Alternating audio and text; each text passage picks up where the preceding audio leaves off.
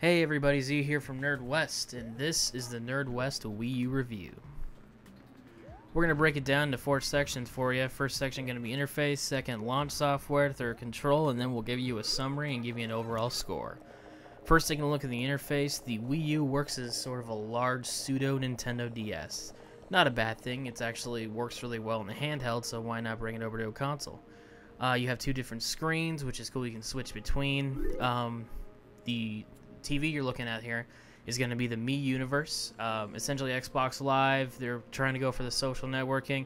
It works pretty well. It's kind of a PG version of Xbox Live.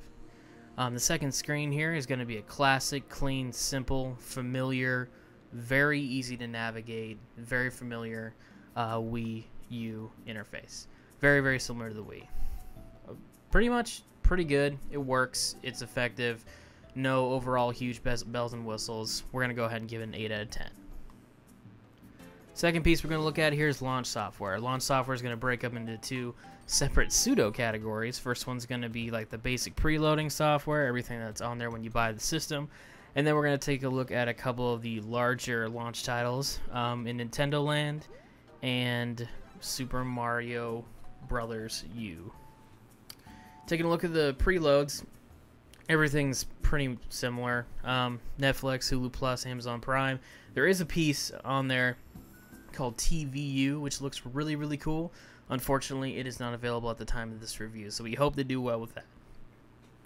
Taking a look at Netflix, it's very, very similar to the Xbox 360. It's a lot quicker. It responds a lot better. Cool thing is you can actually stream Netflix to the pad, so hypothetically, if someone is watching something on TV and you hate it, you can turn on your Wii U and watch something right in the palm of your hands. Pretty cool. Hulu Plus, Amazon Prime, kind of, same old, nothing really huge to mention here. The YouTube app took me a second to really figure out how to work because I didn't have my TV on initially, but after a while we figured it out. It worked out really well. Pretty slick. Now we're going to take a look at some of the launch titles. We're looking at Nintendoland. Huge disappointment. It seemed like it wanted to be Wii Sports, just kind of show what the software can do. The majority of the games are boring, plain simple. Especially if you're buying the separately, the software, it comes with a $59.99 price tag, way too overpriced. The majority, it's just a collection of mini games. Most not so good. Shining Star in there is going to be Pikmin. It was pretty fun, but overall pretty disappointed with Nintendoland. The new Super Mario Bros. Wii U is completely the other story. Absolutely fantastic. Plays like the new Super Mario on the original Wii. Just feels better. And the most important thing here, I think, is that it looks better. This is the first time we ever get to see Mario in stunning HD, and it is gorgeous. So overall, if you're looking for Nintendoland, kind of gimmicky, but it sucks. Super Mario Bros. Absolutely fantastic. Overall, on launch software, from what we've seen, we're going to go with a 7 out of 10.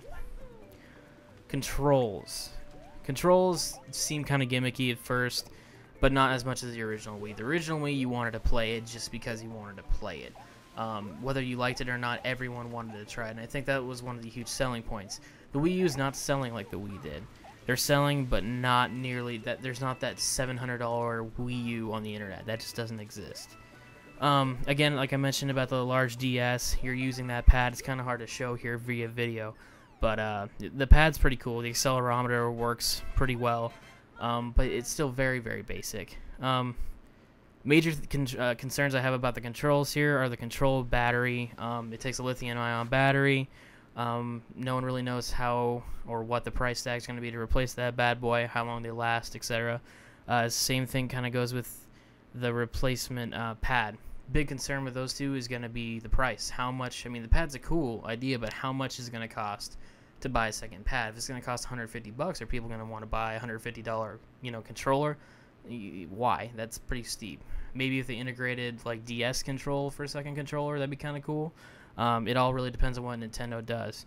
My major concern about the controller and the controls here is going to be the longevity of the system. The Nintendo 64 and Super Nintendo and NES thrive on longevity. That's why they are so awesome, because I still have them in my house and I use them all the time. Wii U, I don't know if we're going to be able to do that with that lithium-ion battery, and 15 years from now, are we still going to be able to get batteries for this controller? So, to me, it just looks like Nintendo might have made a fatal mistake there, not focusing on the longevity of the system. The controller, we're going to go 6 out of 10. Now, to summarize everything, in one sense, it's extremely dependent on developers to do non-traditional video gaming experience. You're going to look for developers to do cool, different things with the Wii U gamepad, just the way a lot of developers did with the original Wii. Unfortunately, it's not going to stack up to the next-gen Xbox 360 or the next PlayStation if PlayStation makes one, so they have to find that niche, and they got to work on their audience. So, Wii U overall is going to be a 7 out of 10.